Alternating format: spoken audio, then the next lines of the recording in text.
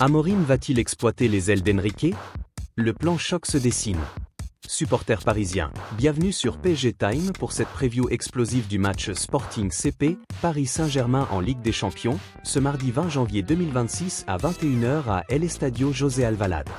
Après une élimination en Coupe de France contre Paris FC, 0-1 le 12 janvier, le PSG doit rebondir en Europe. Luis Enrique l'a répété en conférence de presse d'hier, c'est le meilleur moment de la saison, avec des blessés qui reviennent et une équipe qui aime les grands matchs de Champions League.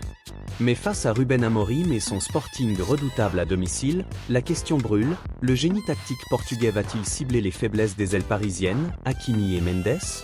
On décortique le plan potentiel d'Amorim, les déclarations d'Enrique, les enjeux et les clés du match. Le duel tactique des ailes. Ce match de la 7e journée de la phase de Ligue de la Ligue des Champions 2025 à 2026 oppose deux styles forts. Le PSG de Luis Enrique, champion d'Europe en titre et sextuplé en 2025, face au Sporting CP de Ruben Amorim, champion du Portugal et invaincu à domicile en Europe cette saison.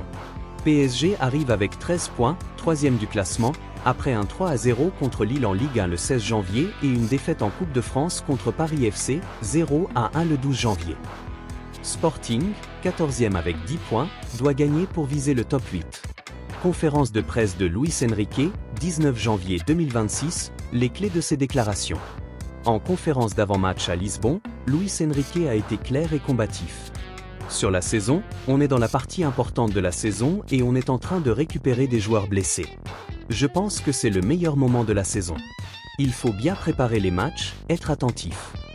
Il évoque le match contre l'Athletic Bilbao, 0-0 à l'extérieur, comme référence. C'est compliqué, peut-être similaire à ce qu'on a vu à Bilbao contre l'Athletic. Sur la Champions League, il n'y a pas meilleure compétition pour montrer le niveau individuel et collectif de l'équipe. Il insiste sur la trajectoire de l'équipe pendant cette saison particulière, c'est la même. Tout peut valoriser et c'est la même chose que ça a passé l'année dernière. Sur Ousmane Dembélé, il est en leader dans la peluche sur le terrain. C'est beau qu'on trouve un joueur avec cette qualité individuelle qu'il a montré dans le début, mais aussi avoir cette caractère pour presser et pour montrer à l'équipe dans chaque action qu'il est prêt. Sur les Portugais de l'effectif, Nuno Mendes, Vitinha, etc., j'ai la chance de travailler avec 4 Portugais mais aussi le directeur sportif qui est portugais et c'est très facile pour moi en tant que cette qualité de joueur, qualité personnelle et qualité professionnelle. Ce sont top les 4 et c'est un vrai plaisir. Sur les tirs au but et Brahim Diaz, Panenka raté en C1, il défend le geste, citant Zidane et Sergio Ramos. Quand tout marque ce type de penalty, personne dit rien, tout le monde applaudit, mais quand tout rate, il y a beaucoup d'opinions très mauvaises. C'est injuste. C'est un sport, rien de plus. Il faut montrer que tout peut gagner mais aussi perdre. Objectif clair, notre objectif c'est de gagner demain et qualifier dans les 8 premières équipes. Le talon d'Achille, les faiblesses des ailes du PSG sous Enrique. Le système de Luis Enrique repose sur un 4-3-3 ou 4-2-3-1 fluide, avec possession haute, souvent 64% en UCL, et latéraux offensifs, Achraf Hakimi à droite et Nuno Mendes à gauche. Mais cette liberté expose les flancs. Hakimi monte beaucoup, moyenne 6,5 centres par match en 2025 à 2026, laissant des espaces derrière lui en transition. Mendes est plus équilibré mais s'engage agressivement, créant des vulnérabilités sur les courses diagonales adverses. Tendance récente, en Coupe de France contre Paris FC, défaite 0-1 le 12 janvier, le flanc droit a été exploité sur le but, perte de Neves, contre rapide. Contre l'Athletic Bilbao, 0-0 en UCL, les Basques ont ciblé Mendes avec des appels en profondeur.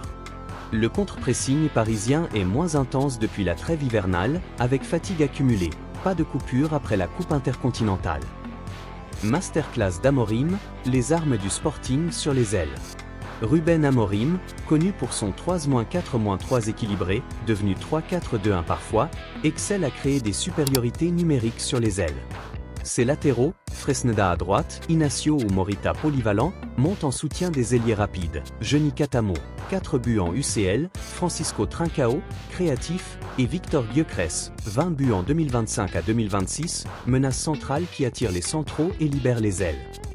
Sporting domine en transition, contre rapide avec passe en profondeur et mouvement croisé.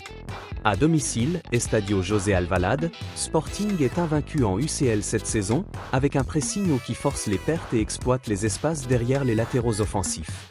Le plan, cibler Hakimi sur le flanc droit. Amorim pourrait isoler Hakimi. Surcharge droite avec Katamo plus Fresneda plus un milieu, Morita ou Simos, pour créer du 3v2. Course en retrait de Gyökeres pour fixer Marquinhos et libérer Trincao derrière Hakimi. Exploitation des deuxièmes ballons après centre ou tir dévié. Le plan directeur, presser et surcharger Mendes sur le flanc gauche. Presser haut pour perturber la relance vers Mendes, souvent premier relais, surcharge gauche avec Trincao plus latéral gauche plus inversion de Gyökeres pour isoler Mendes.